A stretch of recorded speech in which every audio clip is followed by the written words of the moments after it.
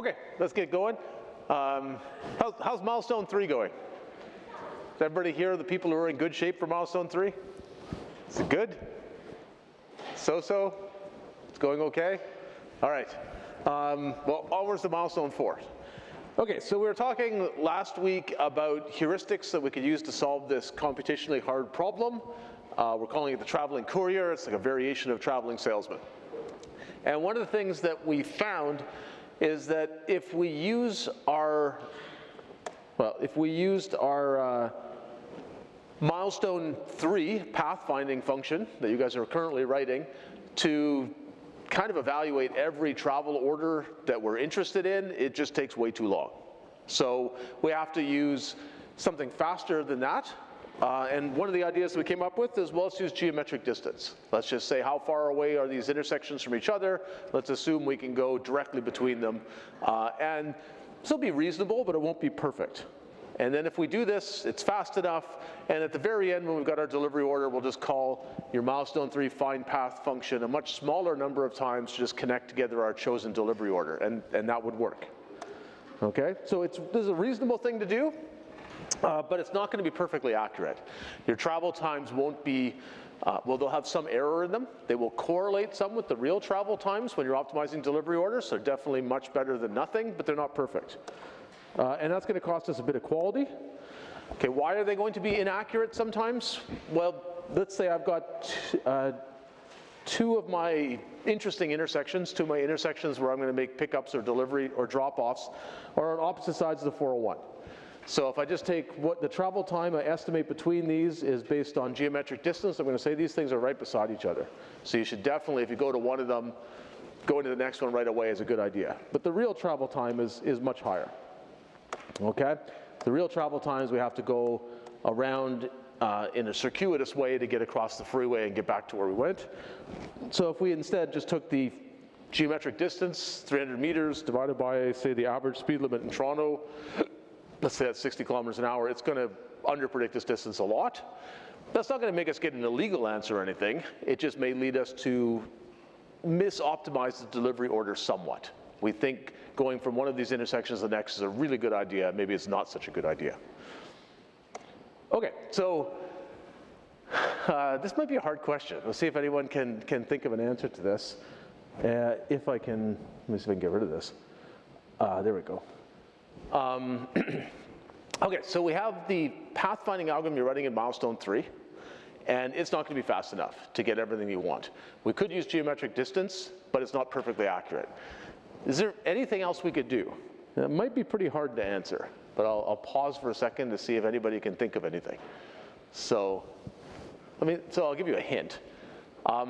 Could we pre-compute all of the travel times that we're ever going to need? And all the travel times we're ever going to need is basically from our interesting intersections are a subset of what's in a city. It's the ones where we have pickups and drop-offs or depots. Those are the only ones we care about. How long does it take to get between them as we're optimizing delivery order? So could we pre-compute all of the real delays between those intersections? And then as we're optimizing our delivery order, we can now just really quickly look them up. Now, I already told you that if you just use your milestone 3 pathfinding algorithm, it's not fast enough to do that pre-computation, right? I have essentially n squared. If I have n deliveries to make, I have n squared times a constant. Interesting intersections, paths between intersections. I have like 2n interesting intersections, so that means the number of combinations is like 4n squared. I can't call my find path algorithm for milestone 3, that many times and still meet the CPU time limit we put on you for milestone 4. So is there anything else you could do to pre-compute all of these travel times between these interesting intersections? And this might be a hard question. I'll give you a couple more hints, but just in case anybody just already knows an idea, I'll give you a chance. Okay, so let me give you a few more hints. So yeah, we're going to try to pre-compute all of the shortest paths we might need as we evaluate all of our delivery orders. And this technique has has a name actually because it's used so much in computer programming. It's called memorization. Like you've got some data you're going to use all over and over again. Instead of computing on the fly, compute it once, store it in some data structure, look it up. So you actually did this in milestone 1 for a bunch of things. So can we do it again? Let's say we have some way to fill this in, but a reasonable way to store this data, we could store it in essentially a matrix, okay? We can store it in a matrix, we can store it in a hash table, there's a few ways to store it, but the idea is I have some from intersection going to some to intersection, and I could store, well, what is the travel time from, interesting intersection 1 to, well, let's say interesting intersection K to interesting intersection 1. This entry in my matrix will give me that number. If I want the travel time from intersection 1 to intersection K, it's down here, and so on. So there's an entry in this matrix for every single travel time. If I have let's say 200 intersections that are involved in my pickups and drop-offs, this matrix would be 200 rows by 200 columns, and it would give me all the travel times between those things.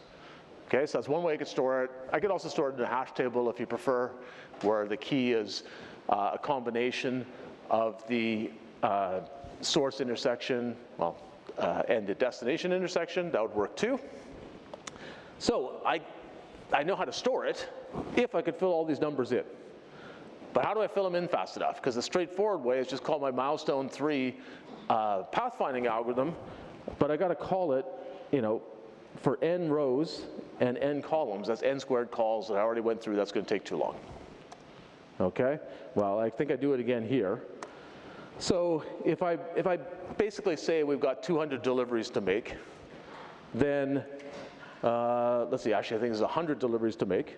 Okay, so if I make 100 deliveries, and we're going to give you some problems that big, I need to call that my find path function from milestone 3 almost 40,000 times. I also want the delays to depots, so there's a few more calls still. If I add all that up, I've got something like, for a big problem, maybe over 40,000 calls to find path. Pretty fast find path is about 0.1 seconds. So this is over 4,000 seconds, and we're only giving you 50 seconds in the milestone 4 timeout. So can't do it. Okay, so, but there is a trick we can use to make this more efficient. So what you wrote in milestone 1, well, milestone 3. Let's say I want the travel time. I want the travel time between all these red dots. These are my pickup and drop-off locations, right? So those are my interesting intersections where I need to be able to quickly figure out the time between them. So I can use my milestone 3 algorithm. I'm going to use Dijkstra's algorithm. So I start it, say, at this intersection, and I run it for a while. It does this wavefront. It eventually finds this other intersection here. I trace back the path, and I can store what the travel time was. So I've now got one of the entries from my matrix. Okay, does this picture give you an idea of how we might do this faster? What's killing me, basically, is this is n squared. I have to do n squared invocations of my find path algorithm, this Dijkstra algorithm I just showed you, okay, because I need, each one of them is giving me exactly one travel time. So now, does this picture give you any ideas of how I could tweak this algorithm so that I can make this, for this problem, where I want to fill in this whole matrix of delays, can I make it faster? That's probably as many hints as I can give without just revealing it. So I'll give you a second to think about this. If anybody's got an idea, go for it. And if not, I'll tell you in a second. So any thoughts? Well, maybe I can give you, so C10. I'm going to go to you.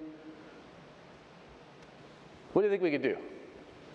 I'm not really sure, but can you do while you're laying out, and you don't stop when you find the first intersection. You stop when you find all the solution to all the intersections? Yes, so that's perfect. Come see me after class. I'm going to give you a tasty chocolate bar. So that is a perfect answer. What I know at this point is I actually don't just know what the minimum travel time was, from this source location to this destination. I actually know the minimum travel time to every node in this circle, right? That's how Dijkstra's algorithm works. And there's a reason I'm using Dijkstra's algorithm here instead of A star. Dijkstra actually is more helpful to me in this case. So at this point, if I just stop when I found this intersection and I invoke my traceback routine to get, okay, well, what was the travel path and what's the travel time? I basically have thrown away all of the work I did to find the shortest travel time to all these points in this circle. So I shouldn't do that. If I, instead of stopping when I hit that first interesting intersection, I just keep going, okay? So I just keep going. I hit that interesting intersection and I can invoke my backtrace routine. So I can record, hey, here's the travel time to this interesting place. Here's the path I used to get there. But I just keep going. I don't stop the algorithm. I hit some more, and as I hit every one of these, I basically invoke my backtrace algorithm and I get what was the travel path, what's the minimum travel time. Or maybe I'll just run Dijkstra's until it's gone through the whole graph and then I'll just invoke the backtrace algorithm, n times. It doesn't matter, right? Code it either way you want. But basically I can just run Dijkstra's algorithm through the whole graph or equivalently until I've touched every single interesting intersection, but that's pretty much going to be the whole graph, so it'll work out about the same way, either way. And then I just invoke my backtrace routine from every single other intersection that was interesting. And what this does is it basically can fill in an entire row of that matrix with one call to this slightly modified Dijkstra algorithm. Okay, does that make sense? So I'll pause there for a second. Okay, so what you're writing in milestone 3 is actually called a single source, single destination pathfinding algorithm, right? You start at one node, one intersection, and you find the shortest travel time to one other node, one other intersection. But there are actually other variations on shortest path algorithms, and one that's very useful to us in milestone 4 to get a bit more quality is called single source to all destinations, okay? So we want to get the shortest travel time from any delivery location, pick up or drop off, to any other one. So, and with a single source to all destinations algorithm, which is basically just a small modification on the Dijkstra algorithm that you already wrote, right? Don't stop when you hit the target intersection, because there isn't just one target intersection.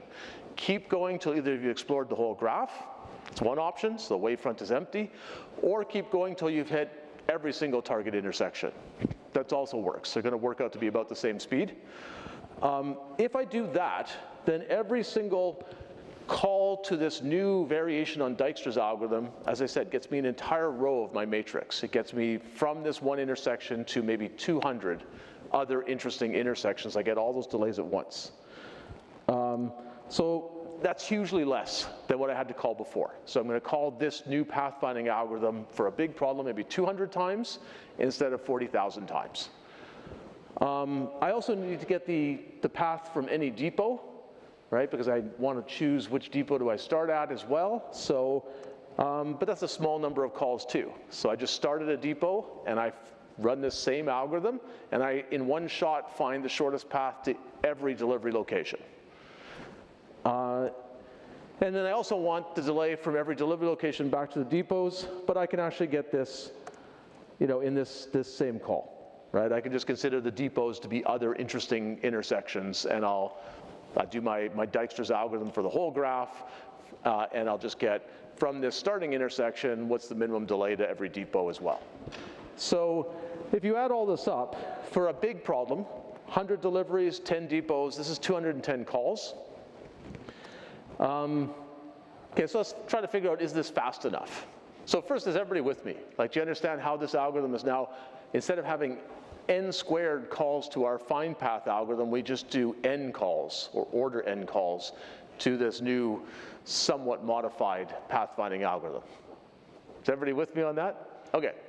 So now we need to work out, well, what's the complexity of this pathfinding algorithm? We just made a different one. So how complicated is it? Well, I guess first let's go through. I'm going to say we have, I'm going to use the variable now k for how many interesting intersections we have. And I'm going to use the variable v for how big is our graph, right? I don't want to use n anymore, because if I use n to mean two different things, it's going to be super confusing. So we use k for how many delivery locations, so it's on the order of 200, and V, how many nodes in the street graph, that's on the order of 200,000. And I'm going to write a loop like this. For every one of my interesting intersections, one of my pickups, drop-offs, depots, I'm going to basically invoke this new pathfinding algorithm that I'm going to call multi-destination Dijkstra. And I'm basically passing into it, here's a list of all the intersections that are interesting. Well, actually, I'm going to pass into it, here is the ID, like the intersection ID of my start point. Okay, so I'm trying to get the first row, I want to start from my first interesting intersection. Maybe that's intersection ID 5000, I pass into my algorithm, that's the starting point. And it's going to go basically fill in one of those matrix rows for me. Got it? Okay, so first thing is we go through this loop k times. So that's the big win of this multi-destination algorithm. We don't go through k squared times, we just go through it k times. Once for every starting intersection that is interesting. Everybody with me? Okay, so in order to get the total complexity, I need to work out, well, what's the complexity of multi-destination Dijkstra? Because I need to multiply that by k. So we already, if you think back a small number of lectures, we actually worked out what is the complexity of Dijkstra's algorithm in a street graph. Turns out A star is the same complexity. So if you remember A star, they're both the same. A star is only faster by a constant factor. Does anybody remember, well, thinking back to that, what do you think the complexity of multi-destination Dijkstra is? So you can either just work it out, or maybe you remember what Dijkstra was and you get it from that. So I'll give you a second. Try to think about, what is the complexity of this? And maybe if no one's jumping up and down, I'll go on to the next slide. Actually, maybe I revealed too much on the next slide. I thought I revealed less with the animations, but I guess I screwed them up. So anybody have an idea what multi-destination Dijkstra would be? And it's not that hard to work out. Okay, so when we studied this, we said, okay, Dijkstra's algorithm, in the worst case, can search through the whole graph. But because we are using, we get to a node and we pull something off the priority queue, and we mark the node as either visited, or we can mark it as your best travel time is this. And that actually means we'll never look at it again. Okay, we won't have to actually update its travel time further. So because of the fact that we're going through our wavefront in an intelligent order, it turns out that we will only look at every node basically once. Okay, so because of that, let's see. We are going to basically go through V vertices, all of our intersections. We're going to put them into the wavefront. The wavefront is going to sort them. It's our priority queue. So it's logarithmic. In the worst case, we have every single node in the wavefront. In practice, it won't be that bad, but it doesn't really matter. Logarithmic's not very big. So we have V intersections that we're going to go look through. We won't do re-expansion. We'll look at them just once. And for each of them, we're going to look at it. We're going to do a bit of constant work looking at its neighbors. And then we're going to put that node, another node, into the priority queue, which is log V to put it in the priority queue. Then we're going to take it out. That's also log V. So Dijkstra's algorithm is V log V in a street graph like this. So the overall complexity is just we do that k times. So it's k, which that's maybe 200 if we're doing a delivery size of 100, times V log V. And that's actually not bad. Okay, I already told you your fine path algorithm, milestone 3, the good one's probably around 1/10 of a second. This algorithm will be a little slower, okay, because we can't use A star for this problem.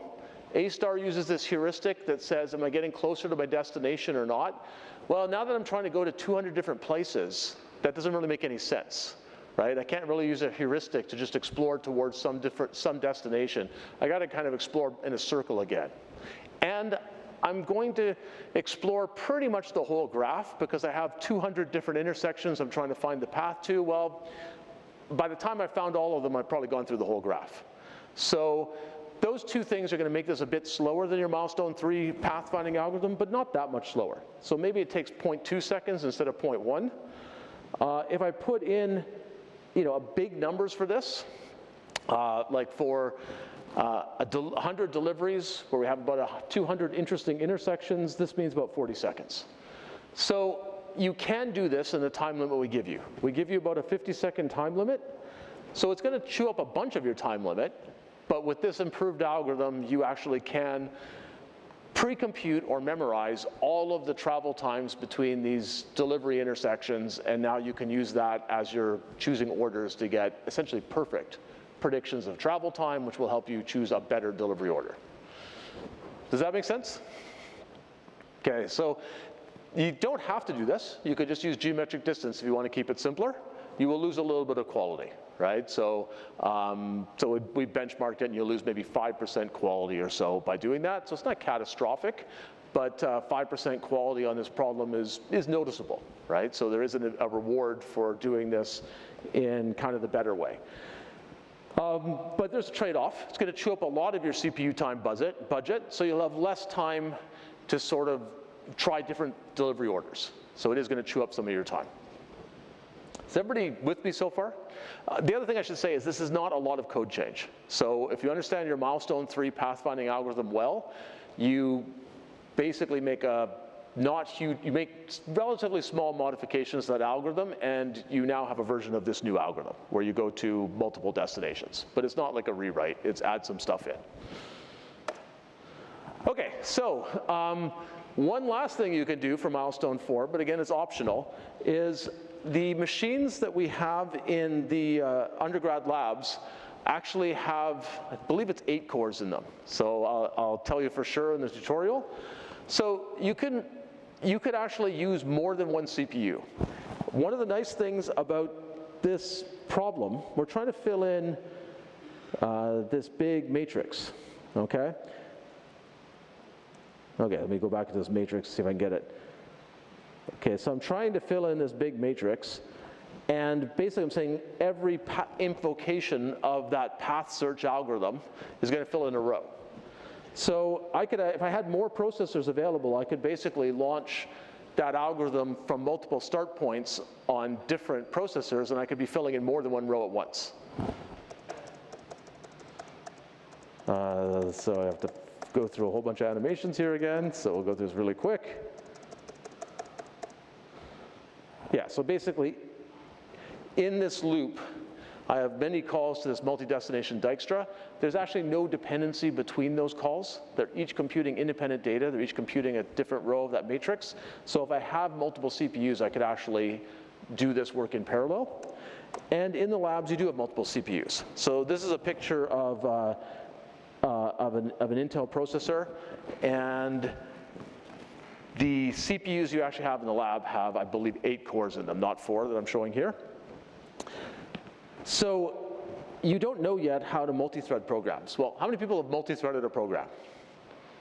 Okay, so one person has. Okay, so somebody knows how to multi-thread it. It's an increasingly important topic. I'll talk about this in the tutorial, but basically CPUs aren't getting that much faster anymore per core for some important physical reasons. But you are able to get more and more cores because we can fit more and more transistors on a chip every couple of years.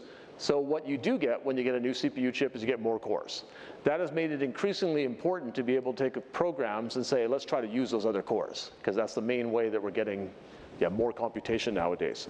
So what I'll talk about in the tutorial next week, that'll be like your last coding tutorial, is the basics of multi-threading. So how do we multi-thread a program in general? And then in particular, how will we do it for this parallel pathfinding algorithm? And I'll show you some gotchas and how to debug them. So we'll go through the basics of debugging a parallel program too.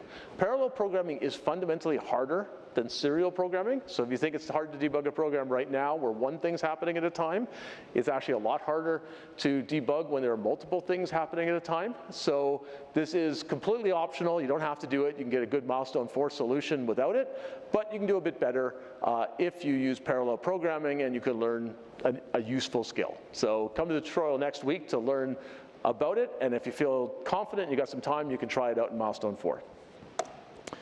Okay, so that's it for getting better travel times. Let's go back to how do we get good delivery orders.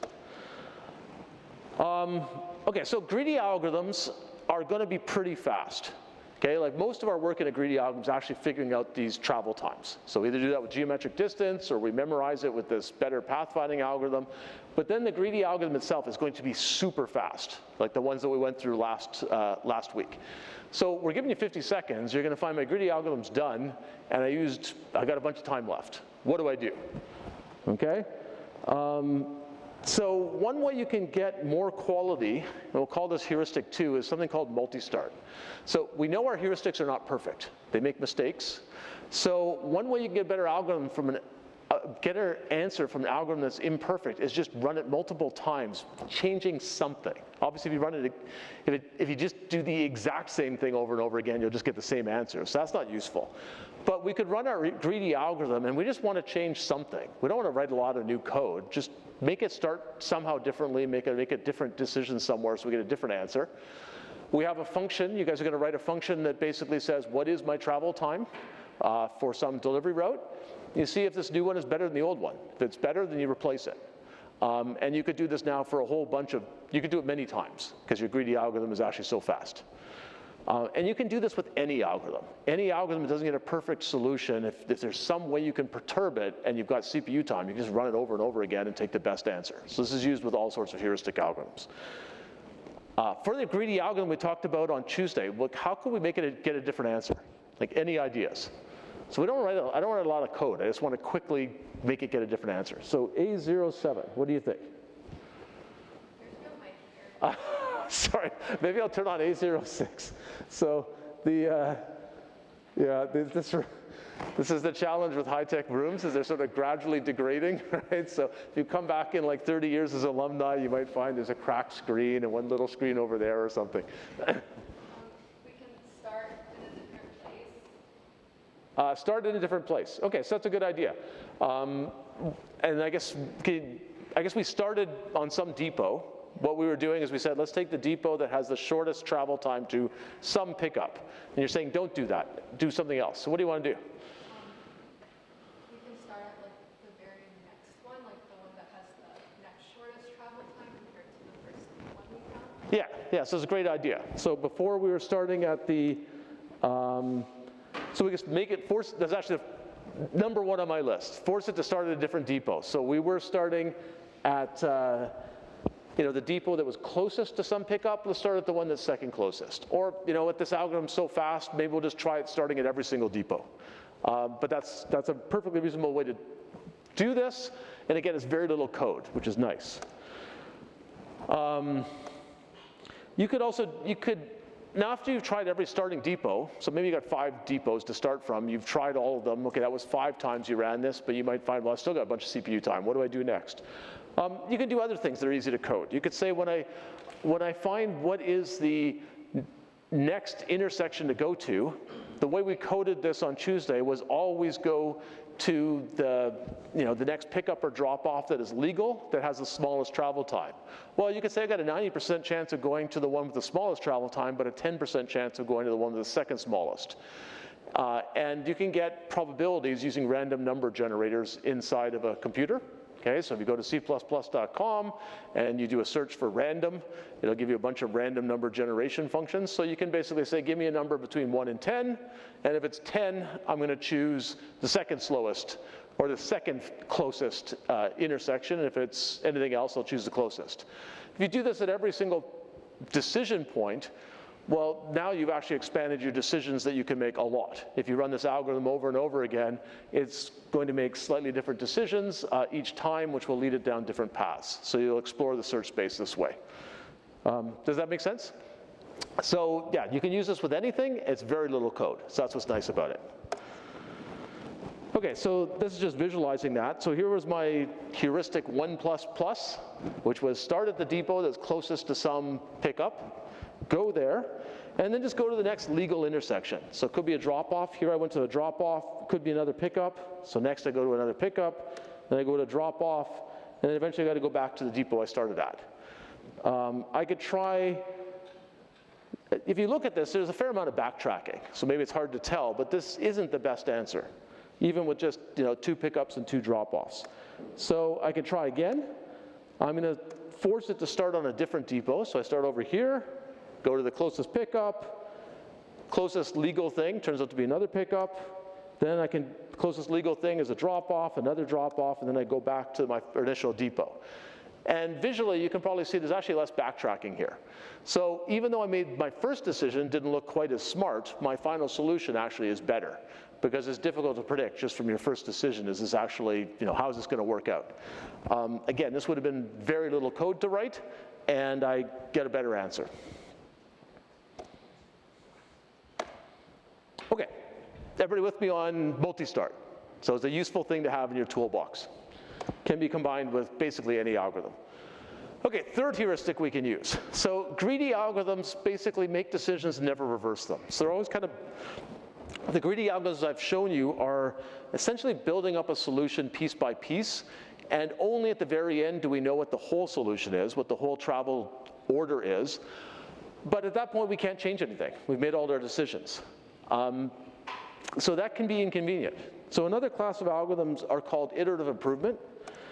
What that means is they take an existing solution, so you can actually feed a greedy algorithm into an iterative improvement algorithm, but an iterative improvement algorithm can look at the whole solution and basically just try to tweak parts of it, right? Try to improve things. This is kind of like agile programming. It's like, I've got a solution, now just see are there things that you can do to make it better.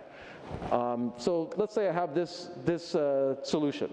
Okay, so I start at a depot, I go to a pickup, drop that off, pick up something else, pick up another thing, drop off A, pick up C, drop off B, drop off C, and then go back to the starting depot. So there's a possible solution to this 4 delivery problem. I'm going to stop drawing the city maps. I'm just going to draw like edges now, annotated with the travel time, just to make the display less cluttered. I mean, all of those delays come from paths in the city, but I can abstract them just to delays. I've pre-computed all these delays. All I care about when I'm optimizing delivery order is the delay. Okay, so I'm just drawing that same thing, but without the city behind it, and I'm just marking the travel delays on it. So this is a representation of the path I just showed you. I started a depot, 2 minutes of travel time to my first delivery, pickup, then 4 minutes to the drop off, then 5 minutes to the next pickup, and so on, okay? And I go through all my deliveries in a legal order, and I eventually come back to the original depot. So the travel time for this is 93 minutes.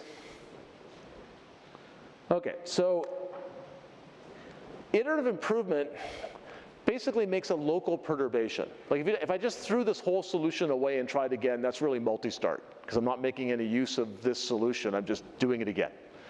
So iterative improvement doesn't want to throw away this whole solution. So generally the solution has been created by another algorithm, or we've already optimized it for a while, so we think it's pretty good. We don't want to destroy it, but we do want to try improving it. So a local perturbation, there are many different local perturbations you could do, but one would be, let's take 2 of my deliveries, or 2 of my intersections of my delivery order, and let's swap them. Okay, so right now I go from B drop off to C drop off. That's the order in which I explore things. I could say, well, let's reverse that. Okay, keep everything else the same in the delivery order, but let's just reverse the order of these 2 things. So if I do that, let's see. I'm just trying to draw the edges. So I used to go from the C pickup to the B drop off. Now I'm going to go in a different order, from the C pickup to the C drop off. Okay, so, and I'm going to go from the B drop off to the depot. So I've changed my delivery order by basically swapping these 2 intersections.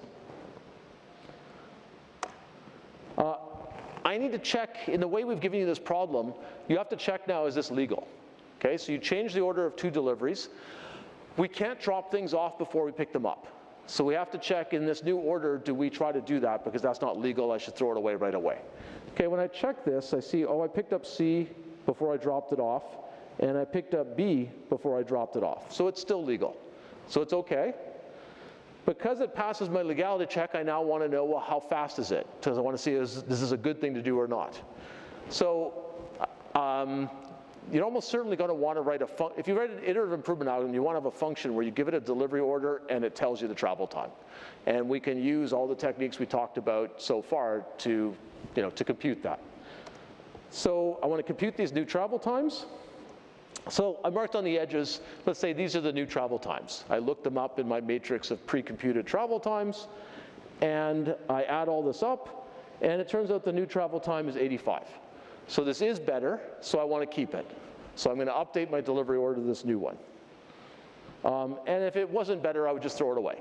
I would say, okay, don't make that perturbation. But there are many different ways I could perturb this. Like if I'm swapping the order of two intersections of my delivery order, there's a lot of potential swaps I could make. So I'm not going to try just one of them. I'm going to have loops that go through and try all sorts of perturbations and keep the ones that are good. Does that make sense?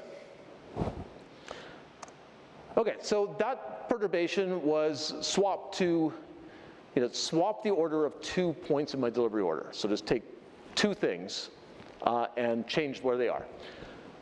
We can make other perturbations. So we can make a perturbation that is a bit more powerful, that changes more. So one of the perturbations that works well for traditional traveling salesmen is something called a 2-opt.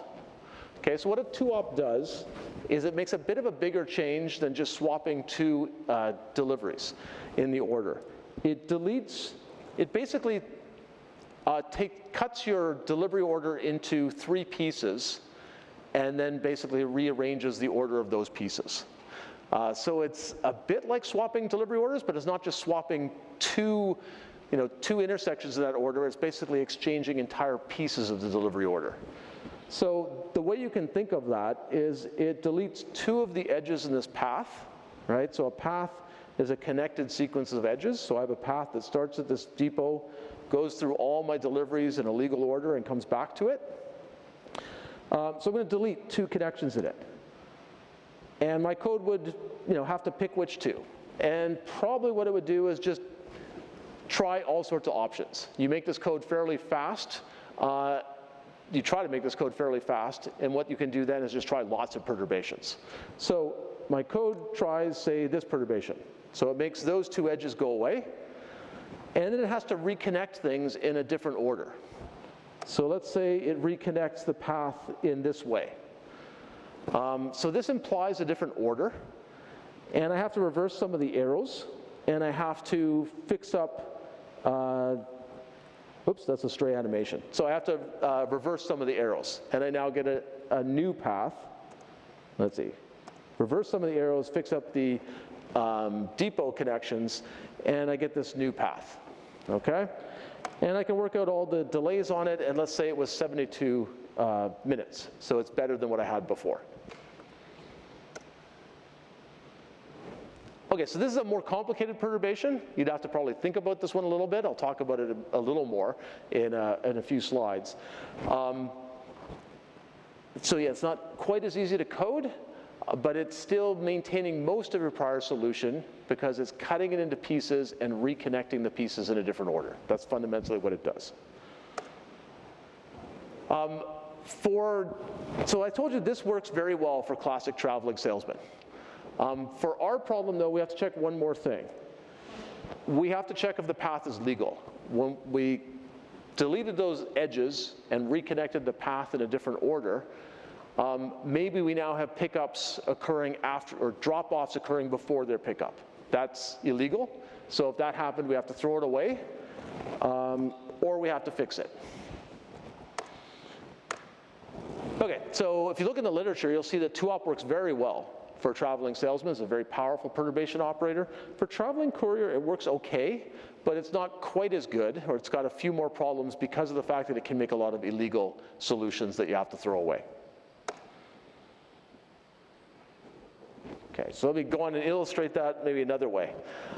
Okay, so let's say this is my solution right now. Okay, so I start in this depot, and I go through these intersections that represent pickups and drop-offs in this order: 0, 1, 2, 3, 4, 5, 6, 7, 8, 9, and then I go back to my original depot.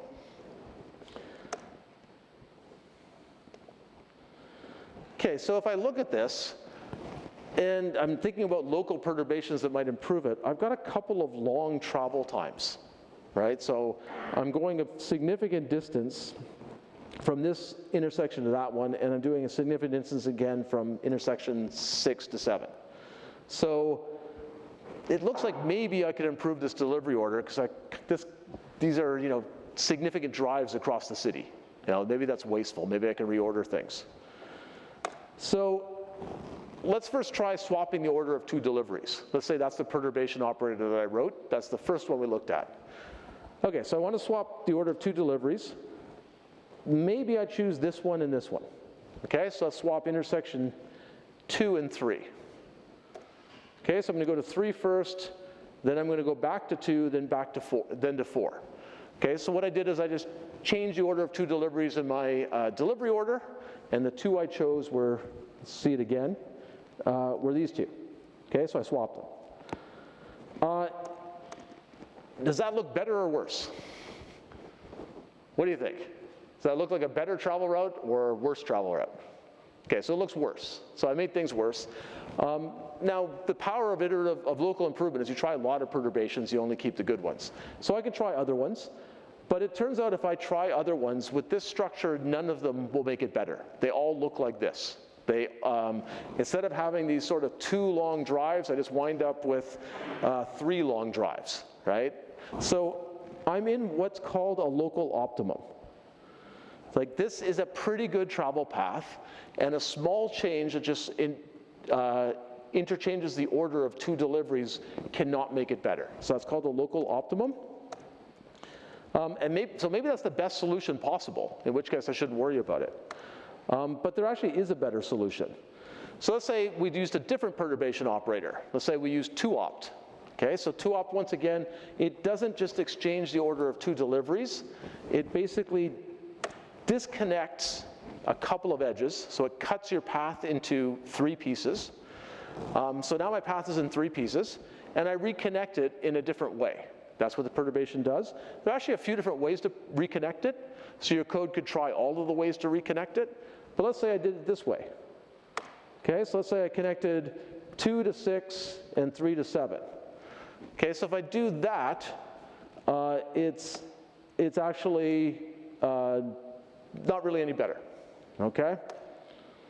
In fact, it looks a bit worse. So that didn't work out. But that wasn't the only way I could reconnect things. I could also reconnect 2 to 7 and 9 to 6, and that actually does look better. Okay, my code needs to understand that by doing this, this part of the path needs to be reversed for it to make sense. Okay, so I got a little more code bookkeeping to do. And I also have to fix the, whoops, I think I missed that one. I shouldn't go to that depot, I should go over to here. Okay, so I need to fix up my depots. But in the end, this is actually better. Okay, so this more powerful perturbation operator is able to get me out of this local minimum. But just ignore that. I should have connected it up over here and removed this edge. Okay, and trust me, visually that looks a bit shorter because I drew it to make it represent a better travel time. Okay, so with a more powerful permutation operator, you can get out of local minima better. And let me kind of summarize that a bit. Okay, so there are actually a lot of different permutation operators that you can make for this problem. And if you do iterative improvement algorithms, you will get better results if you, generally, if you come up with either a good perturbation operator or even better than that, you try multiple ones, right? No one perturbation operator is kind of the best all the time, so if you actually make a few different ones and your algorithm tries them all, that's probably the best choice of all. Basically, 2-ops I showed you can get you out of local minima. They can make a bigger change, but a lot of them are going to be illegal because of the fact that you have to do these pickups before drop-offs. So you might take that into consideration when you're proposing perturbations. You might say, I want to make 2-ops where I'm cutting my path into 3 pieces, but I'm going to make one of those pieces pretty small. And that's the part that I'm going to have to reverse the order of. So maybe I'll make 2 ops, but I will try not to kind of disconnect the path into 3 equal pieces. I'll try to disconnect it into 2 big pieces and 1 little piece, and it's less likely to be illegal. You could re-legalize. So the basic reason you have to throw away 2 ops is that you have a pickup occurring after the drop-off. Well, you could have code that says if that happens, let's try to fix it up. Okay, so we're gonna change the delivery order some more to move some drop-offs, move some pickups so that it's legal again. Your goal would be to do that pretty quickly. You don't want to spend a lot of CPU time because iterative algorithms are more powerful if they can try lots of perturbations. So you want them to be fast. You also want to re-legalize in a way that kind of disturbs the solution not too much, right? If you re-legalize in a way where you just say call a greedy algorithm to redo everything, well, your iterative improvement algorithm really is not perturbing anymore, it's just throwing things away. So that's the challenge of re-legalization, but it can work. You can basically find things are a bit illegal. I'm going to fix up just those part of the paths instead of throwing it away. You could also come up with your own perturbation operator. So 2-opt is one you'll find in the literature if you go read papers about this. But because we have these extra legality constraints, that might give you ideas of like, well, maybe I shouldn't use 2-opt. Maybe I should use something that's a little more clever and less likely to make illegal operations. You can also make 3-opts. 3-opts are basically, instead of removing 2 edges, cutting the path into 3 pieces, you remove 3 edges and cut the path into 4 pieces. And again, for classic traveling salesmen, this works pretty well. It's more powerful, gives you more choice. But we have even more chance of this being illegal in our problem, so it may not be worth the effort to code. And you also have more choices to explore, right? As you start saying, I'm going to chop up this path into 4 pieces, there's actually a lot of ways to do that. So maybe you don't have enough CPU time to explore them all anyway. You could also go to smaller perturbations, right? So swapping 2 deliveries could work well for this problem. You can do an even smaller perturbation where you just don't even swap, you just move the order of 1 delivery. 1 pickup or 1 drop-off goes to a different spot in the delivery order. It's less likely to be illegal. So that's an advantage. Probably can compute it quickly. So you could go to these more limited perturbation operators, and maybe they work well too. And yeah, I think that was all I had to say on perturbation operators. The team that actually won, so I have to release the milestone 4 assignment today, but basically you're primarily graded on the quality of your solution against basically reference solutions that we post, okay? So just against a curve. But if you have a competitive spirit, for the top 4 teams, we'll give bonus marks and you get bragging rights. So the team that had the top solution last year used many perturbation operators, okay? So that was, and they have other things. I'm not going to tell you everything they did in their algorithm, but they combined every algorithm we've talked about so far, plus one that we're going to talk about next week that goes 1 step further. So they combined all those ideas. They had many perturbation operators. And one of your challenges when you have many perturbation operators, you go, well, which one should I do next? How often should I do this one versus that one? Do I just hard code all that? They actually read one of my research groups, so one of my papers, and actually found that we had done this in chip design by using reinforcement learning to choose which perturbation operators worked well. So they actually applied reinforcement learning to choose among their perturbation operators, and it did actually work remarkably well. And it was funny, in their final presentation with Professor Chong and I were actually the graders for, they actually cited this paper from me, and I was like, I never thought of applying that to this problem. So I was actually like very impressed. Okay, we're not going to teach you reinforcement learning, but basically there is a big literature in this area, and you can even find things from sort of related literature and apply them. Yeah, I guess the main thing I was trying to highlight here is for perturbation operators, there really isn't one, this is the best. There's like a wide space of this. There can be a lot of cleverness. Combining multiple ones can get a better answer than even one. Now, I realize everybody's also short of time, so you also don't have to do that, right? You can get a very reasonable answer by just picking subsets of what we talk about here and just implementing that. But if you want to go for the best quality, there's a big space that you can go off and explore. And that's all I had for today. Okay, thanks everybody.